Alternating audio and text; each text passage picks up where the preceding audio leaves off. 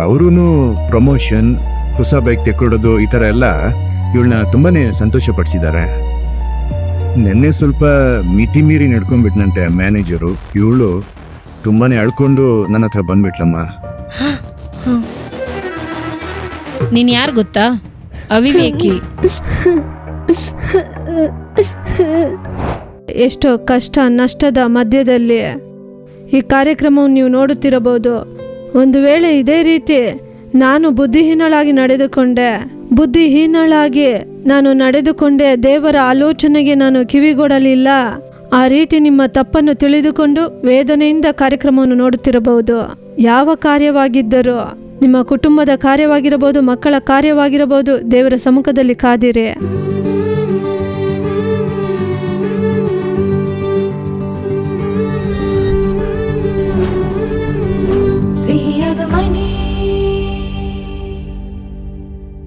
ಪ್ರೀತಿಯ ಹೃದಯಗಳಿಗೆ ನಮ್ಮ ಪ್ರೀತಿಯ ವಂದನೆಗಳು. ಪ್ರತಿ ವಾರವೂ ಈ ಪ್ರಾರ್ಥಿಸೋಣ ಬನ್ನಿ ಕಾರ್ಯಕ್ರಮದ ಮೂಲಕ ನಿಮ್ಮನ್ನು ಸಂಧಿಸುವುದರಲ್ಲಿ ನಾವು ಬಹಳ ಸಂತೋಷ ಪಡುತ್ತೇವೆ. ಈ ಕಾರ್ಯಕ್ರಮದ ಮೂಲಕ ನೀವು ಹೊಂದುವಂತ ಮೇಲುಗಳನ್ನು ನಾವು ಕೇಳುವಾಗ ನಾವು ಮನಸ್ಸಾರೆ ದೇವರಿಗೆ ವಂದನೆ ಹೇಳುತ್ತೇವೆ. ಈ ದಿನ ಅವಿವೇಕದಿಂದ ನಡೆಯುವ ಶ್ರೀ ಎಂಬ ಶೀರ್ಷಿಕೆಯಲ್ಲಿ ನಾವು ಕಾರ್ಯಕ್ರಮಗಳನ್ನು ನೋಡಲಿದ್ದೇವೆ. ಈ ಲೋಕದಲ್ಲಿ ತಪ್ಪೇ ಮಾಡದೇ ಇರುವ ಪರಿಶುದ್ಧರು ಎಂಬುದಾಗಿ ಯಾರು ಕೂಡ ಇಲ್ಲ. ಮನುಷ್ಯರು ತಪ್ಪು ಮಾಡುವುದು ಸಹಜವೇ. ಆದರೆ ತಪ್ಪು ಮಾಡುವಾಗ ಮತ್ತೊಬ್ಬರು ಅದನ್ನು ನಮಗೆ ತೋರಿಸಿ ಹೇಳುವಾಗ ಆ ತಪ್ಪನ್ನು ಬದಲಾಯಿಸಿಕೊಳ್ಳುವುದು ಮನುಷ್ಯರಿಗೆ ಒಳ್ಳೆಯದು. ಆದರೆ ಒಂದು ಬಾರಿ ತಪ್ಪು ಮಾಡಿ ಮತ್ತೊಬ್ಬರಿಂದ ಖಂಡಿಸಲ್ಪಡುವಾಗ ಆ ತಪ್ಪನ್ನು ಸರಿಪಡಿಸಿಕೊಳ್ಳುವುದೇ ಮನುಷ್ಯರಿಗೆ ಸೌಂದರ್ಯ. ಅನೇಕ ಸ್ತ್ರೀಯರು ತಾವು ಮಾಡುತ್ತಿರುವುದು ತಪ್ಪೆಂಬುದಾಗಿ ತಿಳಿದು ಗಂಡನಿಂದಲೂ ಮತ್ತೊಬ್ಬರಿಂದಲೂ ತಪ್ಪೆಂಬುದಾಗಿ ತಿಳಿಸಿಕೊಳ್ಳಲ್ಪಟ್ಟು ಕೂಡ ಅವಿವೇಕದ ಕಾರ್ಯಗಳನ್ನು ಮತ್ತೆ ಮತ್ತೆ ಮಾಡಿ ತಮ್ಮ ಮೇಲೆ ಕೇಡನ್ನು ಬರೆಮಾಡಿಕೊಳ್ಳುತ್ತಾ ಇದ್ದಾರೆ. ಸೈತಾನನು ಹಾಕಿದಂತ ಉರುಳಿನಲ್ಲಿ ಸಿಕ್ಕಿ ಹಾಕಿಕೊಂಡು ತಮ್ಮ ಜೀವಿತವನ್ನೇ ಕೆಡಿಸಿಕೊಳ್ಳುತ್ತಿದ್ದಾರೆ. ಸತ್ತ ನೊಣಗಳಿಂದ ಗಂಧಿಗನ ತೈಲವು ಕೊಳೆತು ನಾರುವುದು, ಹಾಗೆಯೇ ಹುಚ್ಚುತನ ಸ್ವಲ್ಪವಾಗಿದ್ದರೂ ಜ್ಞಾನ ಮಾನಗಳನ್ನು ಮುಚ್ಚಿ ಮೀರುವುದು ಎಂಬುದಾಗಿ ಸತ್ಯವೇದ ನಮಗೆ ಹೇಳುತ್ತದೆ. ಘನದಲ್ಲೂ ಮಾನದಲ್ಲೂ ಪ್ರಖ್ಯಾತಿಗಳನ್ನು ಹೊಂದಿದವರು ಇಂದು ಅವಿವೇಕದ ಕಾರ್ಯಗಳನ್ನು ಮಾಡುವುದರಿಂದ ತಲೆ ತಗ್ಗಿಸಿ ಬಾಳುವಂತ ಸ್ಥಿತಿಗೆ ತಳ್ಳಲ್ಪಟ್ಟಿದ್ದಾರೆ. ನೀವು ದೇವರ ವಾಕ್ಯಗಳಿಗೆ ವಿಧೇಯರಾಗಲು ಒಪ್ಪಿಸಿಕೊಡಿರಿ. ನಿಶ್ಚಯವಾಗಿ ದೇವರು ನಿಮ್ಮನ್ನು ಉನ್ನತ ಸ್ಥಾನದಲ್ಲಿ ಇಡುವರು. ಆದ್ದರಿಂದ ಯಾವುದೇ ಪರಿಸ್ಥಿತಿಯಾಗಿದ್ದರೂ ಸಹಾಯ ಮಾಡುವ ಬಂಡೆಯಾಗಿರುವ ಯೇಸುವನ್ನೇ ದೃಷ್ಟಿಸಿ ನೋಡೋಣ.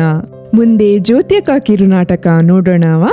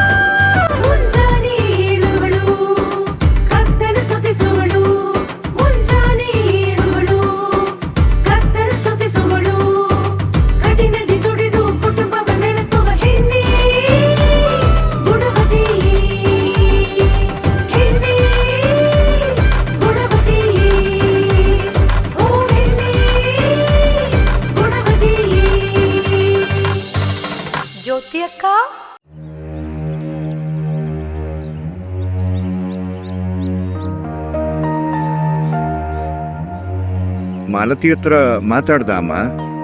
ಮಾತಾಡ್ದೆ ಅಪ್ಪ, ಆದ್ರೆ ನನ್ನ ಮಾತಿಗೆ ಅವಳು ಬೆಲೆನೇ ಕೊಡ್ಲಿಲ್ಲ. ನಾನಿನ್ನೂ ಮಾತಾಡ್ತಿರುವಾಗ್ಲೇ ಅವಳು ಎದ್ದೋಗ್ಬಿಟ್ಲು. ಹೌದು, ಮಾಲತಿ ಕೆಲ್ಸಕ್ಕೆ ಜಾಯಿನ್ ಆದ್ಲಲ್ವಾ? ಹೌದಮ್ಮ, ಜಾಯಿನ್ ಆಗಿದ್ದಾಳೆ. ಆದ್ರೆ ಅವಳ ನಡತೆಲಿ ತುಂಬಾ ಬದಲಾವಣೆನ ನೋಡ್ತಾ ಇದ್ದೀನಿ. ಯಾವಾಗ್ಲೂ ಇರೋದೇ ತಾನೇ ಅಪ್ಪ? ಇಲ್ಲ ಜ್ಯೋತಿ, ಇದು ಸ್ವಲ್ಪ ವ್ಯತ್ಯಾಸವಾಗೇ ಇದೆ.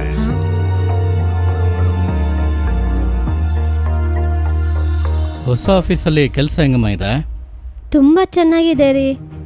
ಆಫೀಸ್ಗೆ ಹೋಗೋ ಫೀಲೇ ಇಲ್ಲ. ಜೊತೆ ಕೆಲಸ ಮಾಡೋರೆಲ್ಲ ಹೇಗಿದ್ದಾರೆ? ಎಲ್ಲರೂ ಸೂಪರ್ ಟೈಪ್. ಅದು MD ತುಂಬ ಒಳ್ಳೆಯವರು.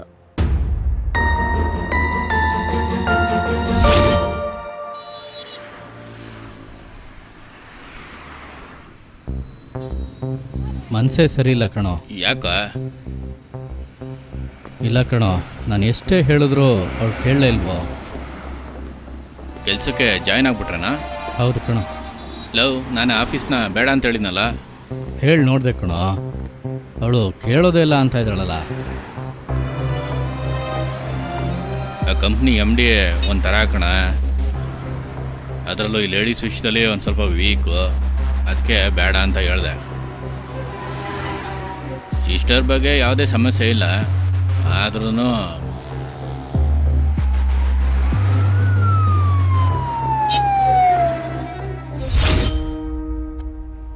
ಏನ್ರಿ ಸುಮ್ಮನೆ ಇದ್ದೀರಾ? ನೀವು ಎದುರು ನೋಡಿದ ಥರ ಏನೂ ಇಲ್ಲ ಅಂತ ಯೋಚನೆ ಮಾಡ್ತಿದ್ದೀರಾ? ಹೊಸ ಆಫೀಸ್ ತುಂಬ ಸೇಫ್, ನೀವು ಭಯ ಪಡಬೇಡ್ರಿ.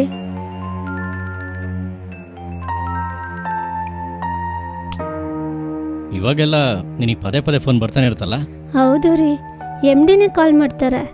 MDನ ನಿನ್ನ ನಂಬರ್ನ ಅವ್ರಿಗೆ ಕೊಟ್ಟೆ? ಏನ್ರಿ ಪ್ರಶ್ನೆ ಕೇಳ್ತೀರಾ? ಆಫೀಸ್ ಮ್ಯಾಟ್ರ್ ಮಾತಾಡೋಕ್ಕೆ ನಂಬರ್ ಕೇಳಿದ್ರು. ಆಫೀಸ್ ಮ್ಯಾಟರ್ ಅಂದ್ರೆ ಆಫೀಸಲ್ಲಿ ತಾನೇ ಮಾತಾಡ್ಬೇಕದ್ನ.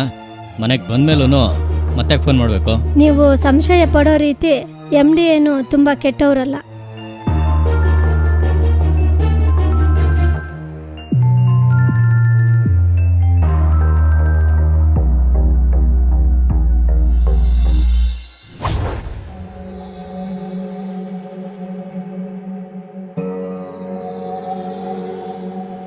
ಏನ್ರಿ ಇಲ್ಲಿ ಬಂದು ನಿಂತಿದ್ದೀರಾ?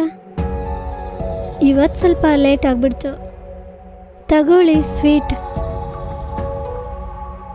ಮತ್ತೆ ಸ್ವೀಟಾ? ಯಾಕಮ್ಮ, ಮತ್ತೇನಾದರೂ ಬೇರೆ ಕಂಪ್ನಿಗೆ ಕೆಲಸಕ್ಕೆ ಹೋಗ್ತಾ ಇದೆಯಾ ಏನು? ಹಂಗೆಲ್ಲ ಏನೂ ಇಲ್ಲ ರೀ. ಮತ್ತಿನ್ನೇನಮ್ಮ? ನನಗೆ ಪ್ರಮೋಷನ್ ಸಿಕ್ಕಿದೆ ರೀ. ಪ್ರಮೋಷನ್? ನಿನ್ನ ಕೆಲ್ಸಕ್ಕೆ ಹೋಗಿ ಇನ್ನೂ 1 ತಿಂಗಳು ಕೂಡ ಆಗಿಲ್ವಲ್ಲಮ್ಮ? ಎಲ್ಲ MD ಅವ್ರ ರೆಕಮೆಂಡೇಶನ್ನೇ. ಅವ್ರು ನನ್ನ ಮೇಲೆ ತುಂಬ ಅಕ್ರೆ ತೋರಿಸ್ತಾರೆ. ಅದು ಮಾತ್ರ ಅಲ್ಲ, ನನಗೆ ಒಂದು ಸ್ಕೂಟಿ ತೆಕ್ಕೊಡ್ತೀನಿ ಅಂತ ಕೂಡ ಹೇಳಿದ್ದಾರೆ. ಅವ್ರು ಯಾಕಮ್ಮ ನಿನಗೆ ತಗೊಡ್ಬೇಕು? ಎಲ್ಲ ನನ್ನ ಕೆಲಸ ನೋಡಿನೇ ರೀ. ಕೆಲಸ ನೋಡಿನಾ ಅಥವಾ ನಿನ್ನ ಸೌಂದರ್ಯ ನೋಡಿನಾ? ನಿಮ್ಮ ಹತ್ರ ಹೋಗಿ ಹೇಳೋದ್ನಲ್ಲ, ನನ್ನ ಹೊಡ್ಕೋಬೇಕು.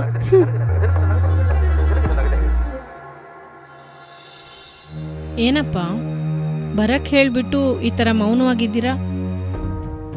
ಏನು ಹೇಳೋದು, ಹೇಗೆ ಹೇಳೋದು ಅಂತಾನೆ ಗೊತ್ತಾಗ್ತಾ ಇಲ್ಲಮ್ಮ. ಏನಪ್ಪ ಹೇಳ್ತಾ ಇದ್ದೀರಾ? ಮಾಲತಿ ಹೊಸ ಆಫೀಸಿಗೆ ಜಾಯ್ನ್ ಆಗಿದ್ವಲ್ಲ, ಹೌದು. ಅಲ್ಲಿ ಅಲ್ಲಿ ಮ್ಯಾನೇಜರ್ ಮಾತಿಗೆ ಮರಳಾಗಿ ಅವ್ರ ಜೊತೆ ತುಂಬಾನೇ ಅಟ್ಯಾಚ್ ಆಗ್ಬಿಟ್ಲಮ್ಮ. ಹಾಂ. ಅವರೂ ಪ್ರಮೋಷನ್, ಹೊಸ ಬೈಕ್ ತೆಕ್ಕೊಡೋದು ಈ ಥರ ಎಲ್ಲ ಇವಳನ್ನ ತುಂಬಾನೇ ಸಂತೋಷಪಡಿಸಿದ್ದಾರೆ. ನಿನ್ನೆ ಸ್ವಲ್ಪ ಮಿತಿ ಮೀರಿ ನಡ್ಕೊಂಡ್ಬಿಟ್ನಂತೆ ಮ್ಯಾನೇಜರು. ಇವಳು ತುಂಬಾನೇ ಅಳ್ಕೊಂಡು ನನ್ನ ಹತ್ರ ಬಂದ್ಬಿಟ್ಲಮ್ಮ.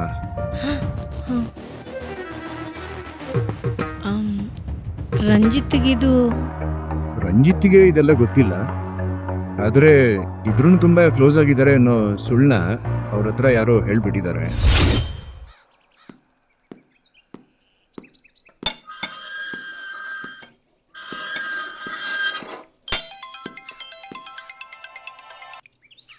ಏನ್ ರಂಜಿತ್, ಸಾಲ ಎಲ್ಲ ಬೇಗ ತೀರ್ಸ್ಬಿಡ್ತೀಯ ಅನ್ಸುತ್ತೆ. ಏನಣ್ಣ ಹೇಳ್ತಿದ್ದೀರಾ? ಏನು ಗೊತ್ತಿಲ್ದಿರೋ ಥರ ಕೇಳ್ತಾ ಇದೀಯಾ? ನೀನ್ ಹೆಂಡ್ತಿ ಹೊಸ ಮ್ಯಾನೇಜರ್ ಜೊತೆ ತುಂಬಾ ಕ್ಲೋಸ್ ಆಗಿದ್ದಾಳ ಅಂತ. ಏನಣ್ಣ ಹೇಳ್ತಾ ಇದ್ದೀರಾ? ಹೌದು, ನಿನ್ಗೇನು ಗೊತ್ತಿಲ್ಲ ನೋಡು. ಸುಮ್ಮನೆ ನಾಟಕ ಆಡ್ಬೇಡ ರಂಜಿತ್. ನೀನ್ ಹೆಂಡ್ತಿನೂ ಮ್ಯಾನೇಜರು ಕಾರಲ್ಲಿ ಊರೂರು ತಿರುಗ್ತಾ ಇದ್ದಾರೆ. ಇದೆಲ್ಲ ನೀನ್ ಅನುಮತಿ ಇಲ್ದಲೇ ನಡೆದ್ಬಿಡ್ತಾ?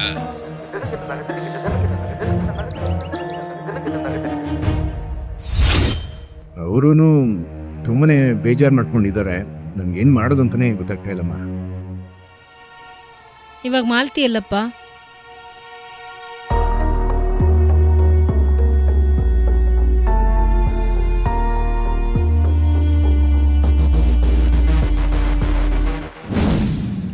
ಅಕ್ಕ, ನಾನು ಮಾಡಿದ್ದು ತುಂಬ ದೊಡ್ಡ ತಪ್ಪು ಅಂತ ಈಗ ನನಗೆ ಅರ್ಥ ಆಗ್ತಿದೆ ಅಕ್ಕ.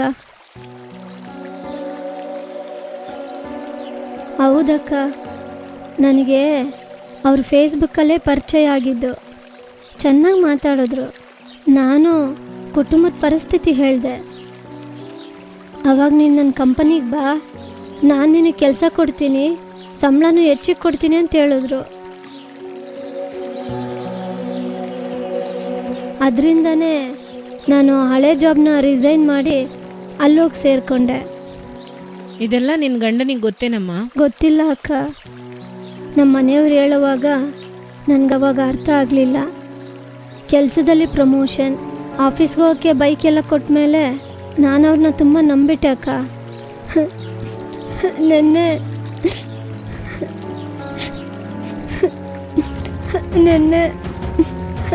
ನಾನು ನಿನ್ಗೆ ಇಷ್ಟು ಮಾಡ್ತಾ ಇದ್ದೀನಿ, ಇದಕ್ಕಾಗಿ ನೀನು ಏನು ಮಾಡಲ್ವಾ ಅಂತೇಳಿ ನನ್ನ ಕೈ ಹಿಡಿದು ಎಳೆದು ಗೆಸ್ಟ್ ಹೌಸ್ ಬಾ ಅಂತ ಕರೆದ್ರಕ್ಕ.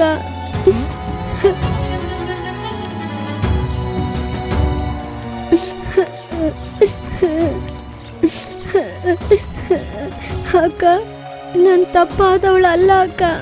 ನೀನು ತಪ್ಪು ಮಾಡೋಳಲ್ಲ ಅಂತ ನನಗೆ ಗೊತ್ತಮ್ಮ. ನೀನು ಯಾರು ಗೊತ್ತಾ? ಅವಿವೇಕಿ. ಹೌದಮ್ಮ, ಹಂದಿಯ ಮೂತಿಗೆ ಚಿನ್ನದ ಮೂಗುತಿ ಹೇಗೋ ಅವಿವೇಕಗಳಿಗೆ ಸೌಂದರ್ಯವು ಹಾಗೆ ಎಂಬುದಾಗಿ ಸತ್ಯವೇದ ಹೇಳುತ್ತೆ. ನೀನು ಚಿನ್ನದ ಮೂಗುತಿನೇ ಆಗಿರಬಹುದು, ಆದರೆ ನಿನ್ನ ಅವಿವೇಕ ನಿನ್ನನ್ನು ಅಸಹ್ಯದಲ್ಲಿ ತಗೊಂಡೋಗಿ ನಿಲ್ಲಿಸ್ತು.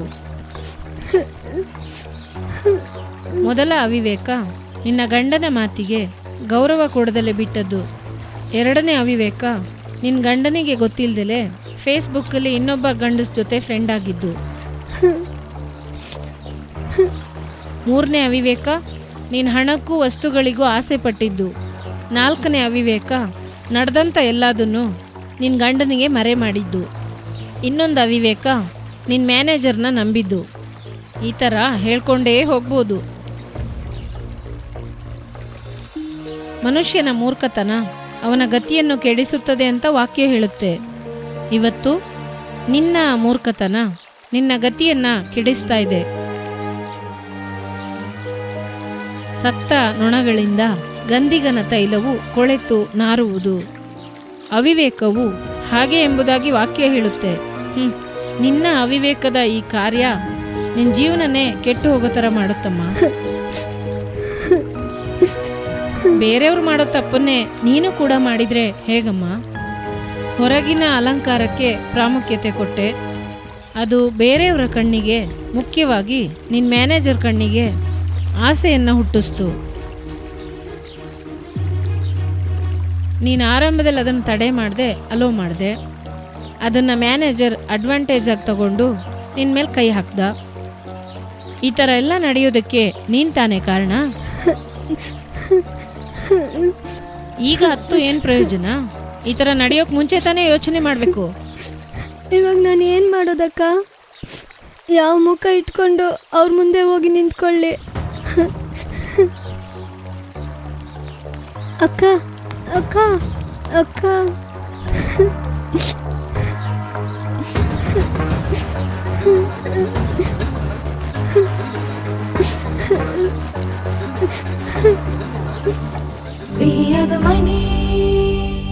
ಪ್ರಿಯರಾದವರೇ, ಅವಿವೇಕದಿಂದ ನಡೆಯುವ ಸ್ತ್ರೀಯ ಮೂಲಕ ಕುಟುಂಬದಲ್ಲಿ ಬರುವಂಥ ಸಮಸ್ಯೆಗಳ ಕುರಿತಾಗಿ ನಾವು ನೋಡಿದವಲ್ವಾ? ಹಂದಿಯ ಮೂತಿಗೆ ಚಿನ್ನದ ಮೂಗುತಿಯೂ ಹೇಗೋ ಅವಿವೇಕಳಿಗೆ ಸೌಂದರ್ಯವೂ ಹಾಗೆ ಎಂಬುದಾಗಿ ಸತ್ಯವೇದ ಹೇಳುತ್ತದೆ. ಅವಿವೇಕದಿಂದ ಮನ ತಿರುಗಲು ಇಂದು ನಮ್ಮನ್ನು ಒಪ್ಪಿಸಿಕೊಡೋಣ. ಇನ್ನು ಎಲ್ಲ ಕಾರ್ಯಗಳಲ್ಲೂ ಜ್ಞಾನದಿಂದ ನಡೆದುಕೊಳ್ಳಿರಿ. ದೇವರು ನಿಶ್ಚಯವಾಗಿ ನಿಮ್ಮ ಕುಟುಂಬದಲ್ಲಿ ಸಮಾಧಾನವನ್ನು ಕಟ್ಟಲಿಡುವರು. ಮುಂದೆ ಸಹೋದರಿ ಚೆಲ್ಲಾರಾಣಿ ಅಪ್ಪದೊರೆಯವರ ದೇವರ ಸಂದೇಶವನ್ನು ಕೇಳೋಣ.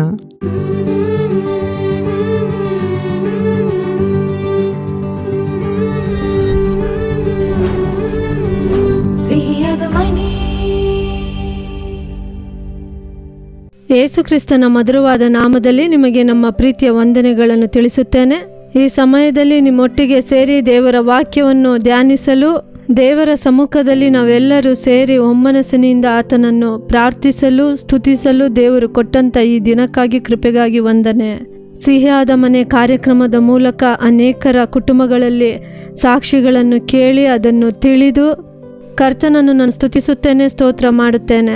ಈ ದಿನದಲ್ಲೂ ನೋಡಿರಿ, ಸೇವೆಯ ಹಾದಿಯಲ್ಲಿ ಕೆಲವರು ತಮ್ಮ ಹೋರಾಟಗಳಿಂದಾಗಿ, ಇಲ್ಲ ಕೆಲವು ಸಮಸ್ಯೆಗಳಿಂದಾಗಿ, ಇಲ್ಲ ಸಾಲ ಸಮಸ್ಯೆ ಮಧ್ಯದಲ್ಲಿ ಆಲೋಚನೆಯನ್ನು ಕೇಳಿ ಪ್ರಾರ್ಥಿಸಿಕೊಳ್ಳಲು ಬರುತ್ತಾರೆ. ಬರುವಂತಹ ಸಹೋದರಿಯರು ಹೇಳುತ್ತಾರೆ, ಈ ಸಮಸ್ಯೆಗೂ ಇಲ್ಲ ಈ ಇಕ್ಕಟ್ಟಿಗೂ ಈ ಹೋರಾಟಕ್ಕೂ ನಾನೇ ಕಾರಣ. ಏಕೆಂದರೆ ಬುದ್ಧಿಹೀನವಾಗಿ ನಡೆದುಕೊಂಡೆ, ಬುದ್ಧಿಗೆಟ್ಟವಳಾಗಿ ನಾನು ನಡೆದುಕೊಂಡೆ. ಈಗಲೇ ನಾನು ಅದನ್ನು ಅರ್ಥ ಮಾಡಿಕೊಳ್ಳುತ್ತಿದ್ದೇನೆ. ಇದಕ್ಕಾಗಿ ಏನು ಮಾಡಬೇಕೋ ತಿಳಿಯದು. ನಾನು ಮತಿಹೀನಳಾಗಿ ನಡೆದದ್ದರಿಂದಲೇ, ಬುದ್ಧಿ ಕೆಟ್ಟವಳಾಗಿ ನಡೆದುಕೊಂಡದ್ದರಿಂದ ಬಂದಂಥ ಸಮಸ್ಯೆಯೇ. ಇದರಿಂದ ಕರ್ತನು ನನಗೆ ಒಂದು ಬಿಡುಗಡೆ ಕೊಡಬೇಕು ಎಂದು ಹೇಳಿ ಪ್ರಾರ್ಥಿಸಲು ಇಲ್ಲಿ ಬರುತ್ತಾರೆ. ಪ್ರಿಯರಾದವರೇ, ಎಷ್ಟೋ ಕಾರ್ಯಗಳನ್ನು ಸಹೋದರಿಯರು ಹೇಳಿಕೊಳ್ಳುವುದನ್ನು ನಾನು ನಿಮ್ಮ ಮಧ್ಯದಲ್ಲಿ ಹಂಚಿಕೊಳ್ಳಬಹುದು. ಆದರೂ ನೋಡಿರಿ, ಒಬ್ಬ ಸಹೋದರಿ ಹೇಳಿದ್ದನ್ನು ನಾನು ಹಂಚಿಕೊಳ್ಳುತ್ತೇನೆ. 6 ತಿಂಗಳುಗಳ ಹಿಂದೆ ಒಬ್ಬ ಒಳ್ಳೆಯ ಸಹೋದರಿಯೇ, ಪ್ರಾರ್ಥಿಸುವಂಥ ಸಹೋದರಿಯೇ, ಸೇವೆಯನ್ನು ಪ್ರೀತಿಸುವಂಥ ಸಹೋದರಿ, ಸಿಕ್ಕಿದ ಸಮಯವನ್ನು ಸೇವೆಯಲ್ಲಿ ಕಳೆಯುವಂಥ ಸಹೋದರಿಯೇ. ಆ ಸಹೋದರಿ ಹೇಳಿದರು, ತುಂಬ ಕಣ್ಣೀರಿನಿಂದ ಬಂದರು. ಮೊದಲು ವಿಷಯವನ್ನು ಅವರು ಹೇಳಲಿಲ್ಲ. ನಾನು ಬುದ್ಧಿಹೀನಳಾಗಿ ನಡೆದುಕೊಂಡೆ, ನಾನು ಅಭಿಷೇಕ ಹೊಂದಿದವಳೆ, ಪ್ರಾರ್ಥಿಸುವವಳೆ, ಆದರೂ ನಾನು ಬುದ್ಧಿಗೆಟ್ಟವಳಾಗಿ ನಡೆದುಕೊಂಡೆ ಎಂದು ಕಣ್ಣೀರು ಸುರಿಸುತ್ತಿದ್ದರು. ನಂತರ ಅವರನ್ನು ಸಂತೈಸಿ ಅವರನ್ನು ಧೈರ್ಯಪಡಿಸಿದ ನಂತರವೇ ಅವರ ಕಾರ್ಯವನ್ನು ಹೇಳಿಕೊಂಡರು. ಆಗ ಅವರು ಹೇಳಿದಂಥ ಒಂದು ಕಾರ್ಯ, ನನಗೆ 3 ಮಕ್ಕಳು, ನಮ್ಮ ಮನೆಯವರು ಕಂಪನಿಯಲ್ಲಿ ಕೆಲಸ ಮಾಡುತ್ತಾರೆ, ನಾನು ಹೌಸ್ ವೈಫು, ನನಗೊಳ್ಳೆ ಒಬ್ಬ ಸ್ನೇಹಿತೆ ಉಂಟು, ನಾನು ಅವಳು ಚಿಕ್ಕ ವಯಸ್ಸಿನಿಂದಲೇ ಜೊತೆಯಲ್ಲಿ ಓದಿದ್ದೆವು, ಒಬ್ಬರ ಸಂಬಳ ತಾನೇ ನಿಮ್ಮ ಮನೆಯಲ್ಲಿ, ಆದರೆ ನಾನು ಒಂದು ಕಂಪನಿಯನ್ನು ಪ್ರಾರಂಭಿಸೋಣ ಅಂದುಕೊಳ್ಳುತ್ತಿದ್ದೇನೆ, ನೀನು ನನ್ನ ಜೊತೆಯಲ್ಲಿ ಸೇರಿಕೊ ಎಂದು ಹೇಳಿದರು. ಆದರೆ ನನಗೆ ಕಂಪನಿಯನ್ನು ಕುರಿತು ಯಾವ ಕಾರ್ಯವೂ ತಿಳಿಯದು ಎಂದು ಹೇಳಿದೆ. ಈ ರೀತಿಯ ಸಹೋದರಿ ಕಣ್ಣೀರಿನಿಂದ ಹೇಳುತ್ತಿದ್ದರು. ಆಗ ನನ್ನ ಸ್ನೇಹಿತೆ ಹೇಳಿದಳು, ಇಲ್ಲ, ನೀನು ಬರೀ ಜಾಯಿನ್ ಆದರೆ ಸಾಕು, ಬೇರೆ ಯಾರನ್ನೂ ನನ್ನ ಜೊತೆಯಲ್ಲಿ ಸೇರಿಸಿಕೊಳ್ಳಲು ಇಷ್ಟ ಇಲ್ಲ, ನಾನು ನಿನ್ನೊಂದಿಗೆ ಕಂಪನಿಯಲ್ಲಿಯೇ ಕೆಲಸ ಮಾಡುತ್ತೇನಲ್ಲವಾ, ನಾನು ಹೇಳುವುದನ್ನು ಮಾತ್ರ ನೀನು ಮಾಡು ಎಂದು ಅವರು ಹೇಳಿದ್ದರಿಂದ ಅವರು ಸ್ವಲ್ಪ ಹಣ ಹಾಕಿದರು. ನಮ್ಮ ಮನೆಯಲ್ಲಿ ಆ ಸಹೋದರಿ ಹೇಳಿದರು, ನಮ್ಮ ಮನೆಯಲ್ಲಿ ಒಬ್ಬರ ಆದಾಯ ಇರುವುದರಿಂದ ಮನೆಯವರ ಬಳಿ ಹಣವನ್ನು ಕೇಳಲು ಆಗುವುದಿಲ್ಲ ಎಂದು ನಾನು ಹಾಕಿಕೊಂಡಿದ್ದ ಎಲ್ಲ ಆಭರಣವನ್ನು ಮಾರಿ ಬಂದಂಥ ಆ ಹಣವನ್ನು ಆ ಕಂಪನಿಗೆ ಹಾಕಿ ನನ್ನ ಸ್ನೇಹಿತೆಯೊಂದಿಗೆ ಮುಂದುವರಿಯಲು ಪ್ರಾರಂಭಿಸಿದೆ. ಇದಕ್ಕೆ ನಮ್ಮ ಮನೆಯವರು ಒಪ್ಪಲಿಲ್ಲ. ನನ್ನ ಮೊದಲನೆಯ ಮಗ, ಅವನಿಗೆ 16 ವರ್ಷ, ಅವನು ಸಹ ಬೇಡ ಎಂದು ಹೇಳಿದ. ಆದರೆ ನಾನು ಯಾರ ಮಾತನ್ನು ಕೇಳಲಿಲ್ಲ. ಆಕ್ಚುಲಿ ನಾವು ಸಂಪಾದನೆ ಮಾಡುತ್ತಿಲ್ಲ, ಮಕ್ಕಳಿಗೆ ಒಳ್ಳೆಯದಾಗುತ್ತದೆ ಎಂದು ನನ್ನ ಸ್ನೇಹಿತೆ ಹೇಳಿದಳು. ಮಕ್ಕಳು ಚಿಕ್ಕವರಾಗಿರುವಾಗಲೇ ನಿನಗೊಂದು ಸಂಪಾದನೆ ಇದ್ದರೆ ಅದು ಅವರಿಗೆ ಆಶೀರ್ವಾದ ಎಂದು ನನ್ನ ಸ್ನೇಹಿತೆ ಹೇಳಿದ್ದರಿಂದ ನಾನು ಸರಿ ಅಂತ ನನ್ನ ಸ್ನೇಹಿತೆ ಹೇಳಿದ್ದಕ್ಕೆ ನಾನು ಒಪ್ಪಿಕೊಂಡು ಆ ಕಂಪನಿಯನ್ನು ನಾವಿಬ್ಬರು ನಡೆಸಲು ಆರಂಭಿಸಿದೆವು. ನಂತರ 1 ವರ್ಷ, 2 ವರ್ಷ, 3 ವರ್ಷಗಳು ಆಯಿತು. ಆದರೆ ಅವರು ಈಗ 6 ತಿಂಗಳುಗಳ ಹಿಂದೆ ಬಂದು ಹೇಳಿದರು, 3 ವರ್ಷಗಳು ಕಳೆದರೂ ಆ ಕಂಪನಿಯು ಸಾಲದಲ್ಲೇ ನಡೆಯುತ್ತಿತ್ತು. ಅದು ಮಾತ್ರವಲ್ಲ, ಇಂದು ಕಂಪನಿಯನ್ನೇ ನಡೆಸಲಾಗದಂತೆ ಕಂಪನಿಯನ್ನೇ ಮುಚ್ಚಬೇಕಾದ ಪರಿಸ್ಥಿತಿ ಬಂದಿದೆ ಎಂದು ಹೇಳಿದರು. ನಂತರ ಆ ಸಹೋದರಿ ಹೇಳಿದರು, ಈ ಸಮಸ್ಯೆ ಬಂದಾಗ ನಮ್ಮ ಮನೆಯವರು ಹೇಳುತ್ತಲೇ ಇದ್ದರು, ನನ್ನ ಮಕ್ಕಳು ಹೇಳುತ್ತಲೇ ಇದ್ದರು, ಬೇಡ ಎಂದು ನಾವು ಹೇಳಿದೆವಲ್ಲ, ನೀವು ಕೇಳಲಿಲ್ಲ ಎಂದು. ಆದರೆ ಅವರು ಎಲ್ಲ ಆಭರಣವನ್ನು ಕಳೆದುಕೊಂಡು ಈಗ ಕುಟುಂಬದಲ್ಲಿ ಸಮಸ್ಯೆ, ಕುಟುಂಬದಲ್ಲಿ ಒಂದು ಸಮಾಧಾನ ಇಲ್ಲ. ಇಂತಹ ಪರಿಸ್ಥಿತಿಯಲ್ಲಿ, ಅಶಭಂಗಪಟ್ಟ ಪರಿಸ್ಥಿತಿಯಲ್ಲಿ ನಾನಿದ್ದೇನೆ. ಈ ರೀತಿ ಕಣ್ಣೀರಿನಿಂದ ಸಹೋದರಿ ಹೇಳಿದರು. ನಂತರ ನಾನು ನಮ್ಮ ಮನೆಯವರು ಹೇಳಿದ ಮಾತನ್ನು ಕೇಳಬೇಕಿತ್ತು, ಇಲ್ಲ ಸ್ವಲ್ಪ ಯೋಚಿಸಬೇಕಿತ್ತು. ಈ ಕಂಪನಿಯನ್ನು ನಡೆಸುವುದೆಲ್ಲ ನನಗೆ ಗೊತ್ತಿಲ್ಲವಲ್ಲ, ಇದರಲ್ಲಿ ನಾನು ಇಳಿಯಬಹುದಾ, ಇದರಲ್ಲಿ ನಾನು ಮುನ್ನಡೆಯಬಹುದಾ ಎಂದು ಸಹ ನಾನು ಯೋಚಿಸಲಿಲ್ಲ. ನಮ್ಮ ಮನೆಯವರು ಮಕ್ಕಳು ಹೇಳಿದ ಅಡ್ವೈಸನ್ನು ಕೇಳಲಿಲ್ಲ. ಇಂದು ಎಲ್ಲವನ್ನು ಕಳೆದುಕೊಂಡು ನಿಂತಿದ್ದೇನೆ ಎಂದು ಹೇಳಿದರು. ಆ ಸಹೋದರಿಯೇ ಹೇಳುತ್ತಾರೆ, ನಾನು ಬುದ್ಧಿಹೀನಳಾಗಿ ನಡೆದುಕೊಂಡದ್ದರಿಂದ, ಬುದ್ಧಿಗೆಟ್ಟವಳಾಗಿ ನಡೆದದ್ದರಿಂದ ಒಂದು ಕಡೆ ಸಾಲದ ಸಮಸ್ಯೆ, ಅಶಭಂಗ ಪಟ್ಟಂತ ಪರಿಸ್ಥಿತಿ, ಅದು ಮಾತ್ರವಲ್ಲ, ನಮ್ಮ ಕುಟುಂಬದಲ್ಲಿ ಸಮಾಧಾನವಿಲ್ಲ. ನನಗೂ ನಮ್ಮ ಮನೆಯವರಿಗೂ ಮಕ್ಕಳ ಮಧ್ಯದಲ್ಲಿ ವಾಗ್ವಾದಗಳು, ಏನು ಮಾಡಬೇಕೆಂದು ತಿಳಿಯದ ಪರಿಸ್ಥಿತಿಯಲ್ಲಿ ನಾನು ಇದ್ದೇನೆ. ಆ ರೀತಿ ಹೇಳಿದರು. ಪ್ರಿಯರಾದವರೇ, ಒಂದು ವೇಳೆ ಸಮಸ್ಯೆಗಳ ಮೂಲಕ, ದುಃಖಗಳ ಮೂಲಕ, ಕಷ್ಟದ ಮೂಲಕ, ಅಯ್ಯೋ ನಾವೇ ತಪ್ಪು ಮಾಡಿದೆವಲ್ಲ, ಇದು ಅಂದೇ ನಾನು ಯೋಚಿಸಿರಬಹುದಲ್ಲ, ಬುದ್ಧಿಗೆಟ್ಟವಳಾಗಿ ನಡೆದುಕೊಂಡೆನಲ್ಲ, ಏನು ಮಾಡುವುದು ಎಂಬ ಕಳವಳದಲ್ಲಿ ಕೂಡ ಇರಬಹುದು. ಪ್ರಿಯರಾದವರೇ, ದೇವರ ವಾಕ್ಯ ಹೇಳುತ್ತದೆ, ಎಫೆಸದವರಿಗೆ 5:17 ವಾಕ್ಯ ಹೇಳುತ್ತದೆ, ಮತ್ತು ಬುದ್ಧಿಹೀನರಾಗಿ ನಡೆಯದೆ ಕರ್ತನ ಚಿತ್ತವೇನೆಂಬುದನ್ನು ವಿಚಾರಿಸಿ ತಿಳಿದವರಾಗಿರ್ರಿ. ನೋಡಿರಿ ಪ್ರಿಯರೇ, ಯಾವ ಕಾರ್ಯವಾಗಿದ್ದರೂ ದೇವರ ಸಮ್ಮುಖದಲ್ಲಿ ಕಾದಿದ್ದು ಪ್ರಾರ್ಥಿಸಿ, ಅದು ದೇವರ ಚಿತ್ತವಾ, ಅದು ದೇವರ ಚಿತ್ತವ ನಾವು ಮಾಡುವುದು ಎಂದು ದೇವರ ಸಮ್ಮುಖದಲ್ಲಿ ಕಾದಿದ್ದು, ದೇವರ ಚಿತ್ತವನ್ನು ತಿಳಿದು ಮಾಡುವಾಗ, ದೇವರ ಚಿತ್ತಕ್ಕೆ ಒಪ್ಪಿಸಿಕೊಡುವಾಗ ಆ ಕಾರ್ಯಗಳನ್ನು ದೇವರು ಜಯವಾಗಿ ಬದಲಾಯಿಸುತ್ತಾರೆ. ಕಾರ್ಯಗಳನ್ನು ದೇವರು ಆಶೀರ್ವದಿಸುತ್ತಾರೆ. ಒಂದು ಕೆಲಸವಾಗಿರಬಹುದು, ಬಿಸ್ನೆಸ್ ಆಗಿರಬಹುದು, ಇಲ್ಲ ವ್ಯಾಪಾರವಾಗಿರಬಹುದು, ಮನೆ ಕಟ್ಟುವುದಾಗಿರಬಹುದು, ಇಲ್ಲ ವಾಹನ ತೆಗೆದುಕೊಳ್ಳುವುದಾಗಿರಬಹುದು. ಕೆಲವರು ಹೇಳುತ್ತಾರೆ, ದೇವರ ಚಿತ್ತ ಎಂದು ಪ್ರಾರ್ಥಿಸುತ್ತೇನೆ, ದೇವರ ಚಿತ್ತ ನನಗೆ ತಿಳಿಯುತ್ತಿಲ್ಲ ಎಂದು ಕೇಳುತ್ತಾರೆ. ದೇವರೇ, ನಿಮ್ಮ ಚಿತ್ತದ ಬಾಗಿಲು ಮಾತ್ರ ತೆರೆಯಲ್ಪಡಲಿ. ನಿಮ್ಮ ಚಿತ್ತದ ಪ್ರಕಾರ ನಾನು ನನ್ನ ಕುಟುಂಬವು ಮುನ್ನಡೆಯುವಂತೆ ಕೃಪೆ ಮಾಡಿರಿ. ನಿಮಗೆ ಚಿತ್ತ ಇಲ್ಲದ ಬಾಗಿಲುಗಳನ್ನು ಮುಚ್ಚಿಬಿಡಿ ದೇವರೇ ಎಂದು ನೀವು ಪ್ರಾರ್ಥಿಸುವಾಗ ಕರ್ತನ ಚಿತ್ತದ ಬಾಗಿಲನ್ನು ತೆರೆಯುತ್ತಾರೆ. ಅದು ನಿಮಗೂ ನಿಮ್ಮ ಕುಟುಂಬಕ್ಕೂ ಆಶೀರ್ವಾದವಾಗಿರುತ್ತದೆ. ಸತ್ಯವೇದದಲ್ಲಿ ನಾವು ನೋಡಬಹುದು, 1 ತಿಮೋಥೆಯನಿಗೆ 6ನೇ ಅಧ್ಯಾಯ 9ನೇ ವಾಕ್ಯ ಈ ರೀತಿ ಹೇಳುತ್ತದೆ, ಐಶ್ವರ್ಯವಂತರಾಗಬೇಕೆಂದು ಮನಸ್ಸು ಮಾಡುವವರು ದುಷ್ಪ್ರೇರಣೆ ಎಂಬ ಹುರುಳಿನಲ್ಲಿ ಸಿಕ್ಕಿಕೊಂಡು ಬುದ್ಧಿ ವಿರೋಧವಾಗಿಯೂ ಹಾನಿಕರವಾಗಿಯೂ ಇರುವ ಅನೇಕ ಆಶೆಗಳಲ್ಲಿ ಬೀಳುತ್ತಾರೆ. ದೇವರ ವಾಕ್ಯ ಹೇಳುತ್ತದೆ, ಬುದ್ಧಿಹೀನತೆಯಲ್ಲಿ ಬೀಳುತ್ತಾರೆ ಎಂದು. ಐಶ್ವರ್ಯವಂತರಾಗಬೇಕೆಂದು ಮನಸ್ಸು ಮಾಡುವವರು ದೇವರ ಚಿತ್ತವನ್ನು ತಿಳಿಯದೆ, ದೇವರ ಆಲೋಚನೆಯನ್ನು ಕೇಳದೆ, ಹೇಗಾದರೂ ಹಣವಂತರಾಗಬೇಕು, ಐಶ್ವರ್ಯವಂತರಾಗಬೇಕು. ಕೆಲವರು ನೋಡಿರಿ, ತನ್ನ ಸ್ವಂತ ಇಚ್ಛೆಯಂತೆ ಸ್ವಂತ ಬುದ್ಧಿಯಂತೆ ನಡೆದುಕೊಳ್ಳುತ್ತಾರೆ. ದೇವರ ವಾಕ್ಯ ಹೇಳುತ್ತದೆ, ಬುದ್ಧಿಹೀನರಾಗಿ ನಡೆದುಕೊಳ್ಳುವುದು. ಇಂದು ಸಹ ದೇವರು ನಿಮ್ಮೊಂದಿಗೆ ಮಾತನಾಡುತ್ತಿದ್ದಾರೆ. ಯಾವ ಕಾರ್ಯವಾಗಿದ್ದರೂ, ನಿಮ್ಮ ಕುಟುಂಬದ ಕಾರ್ಯವಾಗಿರಬಹುದು, ಮಕ್ಕಳ ಕಾರ್ಯವಾಗಿರಬಹುದು, ದೇವರ ಸಮ್ಮುಖದಲ್ಲಿ ಕಾದಿರಿ. ನಮ್ಮ ಸ್ವಂತ ಬುದ್ಧಿಗೆ, ನಮ್ಮ ಸ್ವಂತ ಚಿತ್ತಕ್ಕೆ ನಾವು ಮುನ್ನಡೆಯಬಾರದು. ಆಲೋಚನೆಯನ್ನು ಕೇಳಬೇಕು. ಆದಿಕಾಂಡ 10ನೇ ಅಧ್ಯಾಯದಲ್ಲಿ ಲೋಟನಿಗೆ ದೇವರ ವಾಕ್ಯವು ಬರುತ್ತದೆ, ಸೋದೋಮ್ ಗೋಮರ ಪಟ್ಟಣವನ್ನು ನಾಶ ಮಾಡುತ್ತೇನೆ, ನೀನು ಬೇಗ ಇಲ್ಲಿಂದ ಹೊರಟು ಹೋಗು ಎಂದು ಹೇಳುತ್ತಾರೆ. ಮತ್ತೆ ನೋಡಿರಿ, ಲೋಟನು ಸ್ವಲ್ಪ ತಡ ಮಾಡುವ ಸಮಯದಲ್ಲಿ ಮತ್ತೆ ದೇವರು ಈ ರೀತಿಯಾಗಿ ಹೇಳುತ್ತಾರೆ, ನಿನ್ನ ಜೀವವನ್ನು ಉಳಿಸಿಕೊಳ್ಳುವಂತೆ ಹಿಂತಿರುಗಿ ನೋಡದಂತೆ, ನಿನ್ನ ಜೀವವನ್ನು ಉಳಿಸಿಕೊಳ್ಳುವಂತೆ ಹಿಂತಿರುಗಿ ನೋಡದಂತೆ ಬೆಟ್ಟಕ್ಕೆ ಓಡಿ ಹೋಗು. ಆದರೆ ನೋಡಿರಿ, ದೇವರು ಹೇಳುತ್ತಾರೆ, ನೀನು, ನಿನ್ನ ಹೆಂಡತಿಯು, ನಿನ್ನ ಮಕ್ಕಳು, ದೇವರ ಆಲೋಚನೆ ಬರುತ್ತದಲ್ಲಿ. ಸರಿ ಎನ್ನುತ್ತಾ ಲೋಟನು ಅಲ್ಲಿಂದ ಬರುತ್ತಾನೆ. ಇನ್ನು ದೇವರ ವಾಕ್ಯವನ್ನು ಓದಿ ನೋಡಿದರೆ, ಲೋಟನ ಹೆಂಡತಿ ತಿರುಗಿ ನೋಡಿದ್ದರಿಂದ ಉಪ್ಪಿನ ಕಂಬವಾದಳು ಎಂದು ನೋಡುತ್ತೇವೆ. ದೇವರ ಆಲೋಚನೆಯನ್ನು ಕೊಡುತ್ತಿದ್ದಾರೆ. ಆ ರೀತಿ ಬಂದರೂ ಸಹ ದೇವರ ಚಿತ್ತಕ್ಕೆ, ದೇವರ ಆಲೋಚನೆಗೆ ಕಿವಿ ಕೊಡದಂತೆ ಲೋಟನ ಹೆಂಡತಿ ತಿರುಗಿ ನೋಡಿದ್ದರಿಂದ ಉಪ್ಪಿನ ಕಂಬವಾದಳು ಎಂದು ನಾವು ಸತ್ಯವೇದದಲ್ಲಿ ನೋಡುತ್ತೇವೆ. ಇಂದು ದೇವರ ಮಕ್ಕಳೇ, ಎಷ್ಟೋ ಕಷ್ಟ ನಷ್ಟದ ಮಧ್ಯದಲ್ಲಿ ಈ ಕಾರ್ಯಕ್ರಮವನ್ನು ನೀವು ನೋಡುತ್ತಿರಬಹುದು. ಒಂದು ವೇಳೆ ಇದೇ ರೀತಿ ನಾನು ಬುದ್ಧಿಹೀನಳಾಗಿ ನಡೆದುಕೊಂಡೆ, ದೇವರ ಆಲೋಚನೆಗೆ ನಾನು ಕಿವಿಗೊಡಲಿಲ್ಲ, ಆ ರೀತಿ ನಿಮ್ಮ ತಪ್ಪನ್ನು ತಿಳಿದುಕೊಂಡು ವೇದನೆಯಿಂದ ಕಾರ್ಯಕ್ರಮವನ್ನು ನೋಡುತ್ತಿರಬಹುದು. ದೇವರ ಸಮ್ಮುಖದಲ್ಲಿ ಒಪ್ಪಿಸಿಕೊಟ್ಟೆ, ದೇವರೇ, ನಿಮ್ಮ ಚಿತ್ತವನ್ನು ತಿಳಿಯದೆ ನಾನು ನಡೆದುಕೊಂಡೆ, ನನ್ನ ಸ್ವಂತ ಯೋಚನೆಗೆ ನಾನು ಜಾಗ ಕೊಟ್ಟೆ, ಮನುಷ್ಯರ ಆಲೋಚನೆಗೆ ನಾನು ಜಾಗ ಕೊಟ್ಟೆ, ನಿಮ್ಮ ಆಲೋಚನೆಗೆ ನಾನು ಕಾದಿರಲಿಲ್ಲ. ನಾವು ಮಾಡಿದ ತಪ್ಪನ್ನು ಕ್ಷಮಿಸಿರಿ ಅಪ್ಪ. ದೇವರೇ, ಹೇಗಾದರೂ ನಿಮ್ಮ ಆಶೀರ್ವಾದದ ಬಾಗಿಲನ್ನು ತೆರೆದುಕೊಡಿ. ಅವಮಾನಕ್ಕೆ ಬದಲಾಗಿ 2ರಷ್ಟು ನಿಮ್ಮ ಬಲವನ್ನು ಕೊಡಿ. ನನಗೆ ತಲೆ ಎತ್ತಿ ನಿಲ್ಲಲು ಆಗುತ್ತಿಲ್ಲ ಎಂದು ನೀವು ಒಪ್ಪಿಸಿಕೊಟ್ಟು ಪ್ರಾರ್ಥಿಸುವಾಗ, ಬುದ್ಧಿಹೀನರಾಗಿ ನಡೆದುಕೊಂಡ ಕಾರ್ಯವನ್ನು ದೇವರ ಸಮ್ಮುಖದಲ್ಲಿ ಒಪ್ಪಿಸಿಕೊಟ್ಟು ಪ್ರಾರ್ಥಿಸಿ. ಇನ್ನೂ ಒಂದು ತೀರ್ಮಾನ, ದೇವರೇ, ನಿಮ್ಮ ಚಿತ್ತದಂತೆ ನಡೆಯುತ್ತೇನೆ, ದೇವರೇ, ನಿಮ್ಮ ಚಿತ್ತಕ್ಕೆ ನನ್ನನ್ನು, ನನ್ನ ಕುಟುಂಬವನ್ನು ಒಪ್ಪಿಸಿಕೊಟ್ಟು ನಡೆಯುತ್ತೇವೆ ಎಂದು ಒಪ್ಪಿಸಿಕೊಡುವಾಗ ಕರ್ತನು ತನ್ನ ಚಿತ್ತದ ಪ್ರಕಾರ ನಿಮ್ಮನ್ನು, ಕುಟುಂಬವನ್ನು ನಡೆಸುತ್ತಾರೆ. ಕರ್ತನು ಆತನ ಚಿತ್ತದ ಪ್ರಕಾರ ನಿಮ್ಮನ್ನು, ನಿಮ್ಮ ಕುಟುಂಬವನ್ನು ಆಶೀರ್ವದಿಸುತ್ತಾರೆ. ಆಶೀರ್ವಾದವಾಗಿ ಇರುತ್ತೀರಿ. ಆ ಆಶೀರ್ವಾದವನ್ನು ಹೊಂದಿಕೊಳ್ಳಲು ಹಾಗೆ ಇರುವ ರೀತಿಯಲ್ಲಿ ನಾವೆಲ್ಲರೂ ಪ್ರಾರ್ಥಿಸೋಣ. ಅಪ್ಪ ಯೇಸುವೆ, ನಿಮಗೆ ವಂದನೆ ಅಪ್ಪ. ನಿಮ್ಮನ್ನು ಸ್ತುತಿಸುತ್ತೇವಪ್ಪ. ಆತ್ಮನಾದವರೇ, ಈ ದಿನದ ಕಾರ್ಯಕ್ರಮಕ್ಕಾಗಿ ಸ್ತೋತ್ರ. ಬುದ್ಧಿಹೀನರಾಗಿ, ಬುದ್ಧಿ ಕೆಟ್ಟವರಾಗಿ ನಡೆದದ್ದರಿಂದ ಸಮಸ್ಯೆಗಳಿಗೆ ಒಳಗಾಗಿ ಬಾಧಿಸಲ್ಪಟ್ಟವರಾಗಿ ಇಕ್ಕಟ್ಟಿನಲ್ಲಿ ಇದ್ದು ಅಪ್ಪ, ಕಾರ್ಯಕ್ರಮವನ್ನು ನೋಡುತ್ತಿರುವ ಒಬ್ಬೊಬ್ಬರನ್ನು ನಿಮ್ಮ ಹಸ್ತದಲ್ಲಿ ಒಪ್ಪಿಸುತ್ತೇವೆ ಅಪ್ಪ. ಈ ಸಮಯದಲ್ಲಿ ಯಾರ್ಯಾರು ವಾಕ್ಯವನ್ನು ಕೇಳಿ ತಮ್ಮನ್ನು ಒಪ್ಪಿಸಿಕೊಟ್ಟು ಪ್ರಾರ್ಥಿಸುತ್ತಾರೋ ಅಪ್ಪ, ಇನ್ನು ಮುಂದೆ ನಿಮ್ಮ ಚಿತ್ತದ ಪ್ರಕಾರ ನಡೆಯುತ್ತೇವೆ, ನಿಮಗೆ ಇಷ್ಟವುಳ್ಳ ಕುಟುಂಬವಾಗಿ ಇರುತ್ತೇವೆ.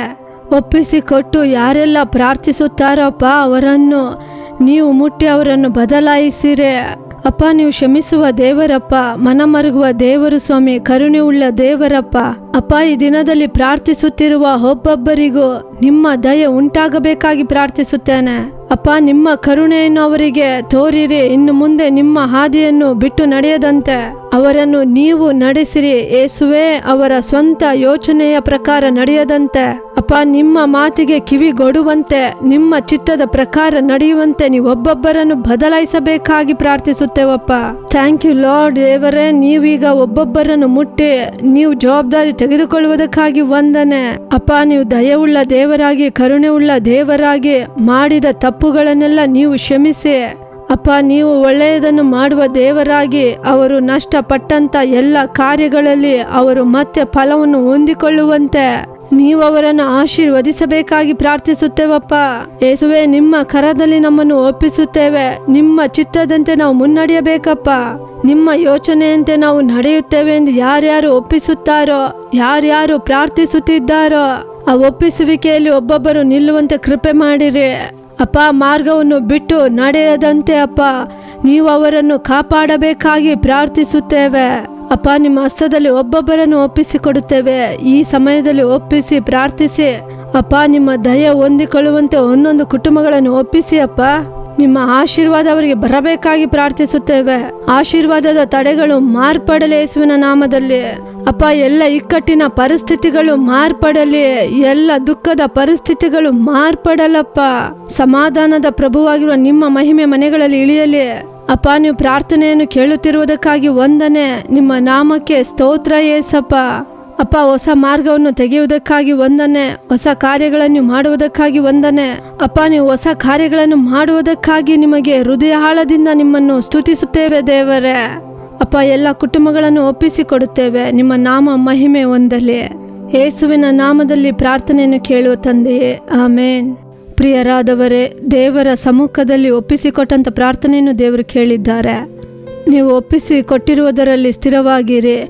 ಏನೇ ಕಾರ್ಯವಾಗಿದ್ದರೂ ದೇವರು ನಿಮ್ಮ ಕುಟುಂಬಗಳಲ್ಲಿ ಕಾರ್ಯ ಮಾಡುತ್ತಾನೆ. ನೀವು ಕಾದಿದ್ದು ಮುನ್ನಡೆಯಿರಿ. ದೇವರ ಆಲೋಚನೆಯನ್ನು ಕೇಳಿರಿ. ಆ ಆಲೋಚನೆಗೆ ತಕ್ಕ ಹಾಗೆ ನೀವು ಕಿಗೊಟ್ಟು ನಡೆಯುವಾಗ ಕರ್ತನು, ನಾನು ನಿನ್ನನ್ನು ಆಶೀರ್ವದಿಸುತ್ತೇನೆ, ನೀನು ಆಶೀರ್ವಾದವಾಗಿ ಇರುವೆ ಎಂಬ ವಾಕ್ಯದ ಪ್ರಕಾರ ಕರ್ತನು ನಿಮ್ಮನ್ನು ಆಶೀರ್ವದಿಸಲಿ. ಆಶೀರ್ವಾದವಾಗಿ ಇಡುತ್ತಾರೆ. ಆಮೇನ್. ಪ್ರಿಯರಾದವರೇ, ಈ ದಿನದ ಕಾರ್ಯಕ್ರಮ ನಿಮಗೆ ಆಶೀರ್ವಾದವಾಗಿತ್ತೆಂದು ನಾವು ನಂಬುತ್ತೇವೆ. ನೀವು ಹೊಂದಿದ ಮೇಲುಗಳನ್ನು, ಆಶೀರ್ವಾದಗಳನ್ನು ನಮಗೆ ತಿಳಿಸಲು ಮರೆಯಬೇಡಿ. ಶನಿವಾರ ಮತ್ತು ಭಾನುವಾರ ಯೇಸು ಬಿಡಿಸುತ್ತಾನೆ ಸೇವೆಗಳಲ್ಲಿ ಪ್ರಸಾರವಾಗುವ ಪ್ರಾರ್ಥಿಸೋಣ ಬನ್ನಿ ಕಾರ್ಯಕ್ರಮವನ್ನು ನೋಡಲು ಮರೆಯಬೇಡಿ. ಪುನಃ ಮುಂದಿನ ವಾರ ಇದೇ ಕಾರ್ಯಕ್ರಮದಲ್ಲಿ ಇದೇ ಸಮಯದಲ್ಲಿ ಸಂಧಿಸೋಣ. ಅದುವರೆಗೂ ದೇವರ ಕೃಪೆ ನಿಮ್ಮೊಂದಿಗಿರಲಿ. For further details and prayer support, Jesus Redeems Ministries, Nalamavadi, Thuthukudi District, 628-211. Our phone number 080-3545-4545. God bless you.